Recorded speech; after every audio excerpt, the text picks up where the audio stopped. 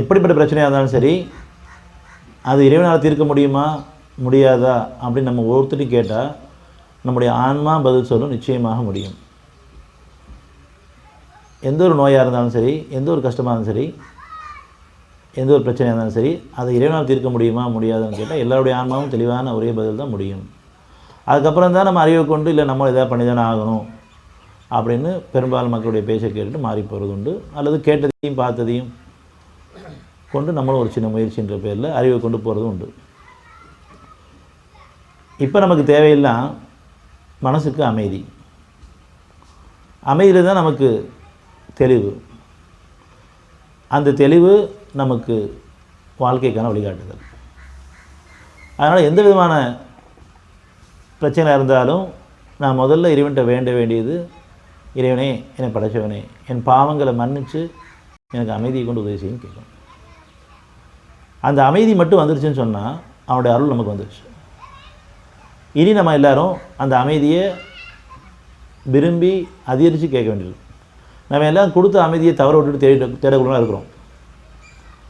அமைதியை கொடுத்துருக்கான், ஆனால் அந்த அமைதியை நம்ம விரும்பி இறைவன்கிட்ட வேண்டுறவங்களா இல்லை. தவறு விட்டதுக்கப்புறம் தேடக்கூடாமல் இருக்கிறோம். எல்லாருமே நல்லபடியாக வாழ வச்சுட்ருக்கோம். நம்ம இறைவன் பக்கம் திரும்புறது இல்லை. கஷ்டங்கள் வரும்பொழுது தான் இறைவன் பக்கம் திரும்புகிறோம். என்னை ஏன் படைச்சேன்ற அளவுக்கு கூட விரக்தியாக நாம் வந்துட்டு கேட்குறோம்.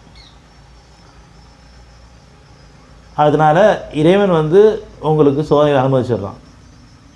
இதெல்லாம் தனியாக அவன் கொடுக்கறது கிடையாது. எல்லாம் நம்மளுடைய எண்ணங்களை கொண்டும், நம்முடைய பேச்சுகளை கொண்டும், நம்முடைய செயல்களை கொண்டும், நம்முடைய பார்வைகளை கொண்டும் சம்பாதிச்ச வினைகள் தான் நமக்கு இன்றைக்கி திரும்பி இருக்குது. பெரும்பான்மையானவற்றை அவன் மன்னிக்கிறான்.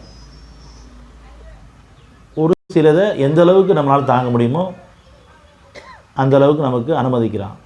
இதை கொண்டு நீங்கள் இறைவன் பக்கம் திரும்புகிறீங்களா, அவனுடைய தீர்ப்புக்கு பண்ணிடுறீங்களா, அவன் நம்ம சரணடைகிறோமா, அல்லது எனக்கு பொருள் இருக்குது, அறிவு இருக்குது, மனிதர்கள் இருக்காங்க அப்படின்னு சொல்லிட்டு நம்ம வரவுமே அவங்கள நம்பி போகிறோமா, அல்லது மருத்துவங்கள் இருக்குது, இதை கொண்டு நான் பழிச்சுக்குவேன் அப்படின்னு போகிறோமா, இவன் கவனிக்கிறான்.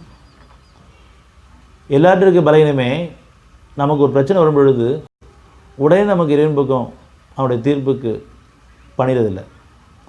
அதுக்கு நீண்ட காலங்கள் ஆயிடுது. இது நான் சம்பாரிச்சது தான் உணர்றதுக்கும் ஒத்துக்கிறதுக்கும் திருப்பி அவன்கிட்ட ஒப்படைக்கிறதுக்கும் பல காலங்கள் ஆயிடுது. இதில் வாழ்க்கையை கூட முடிஞ்சு போயிருக்கு.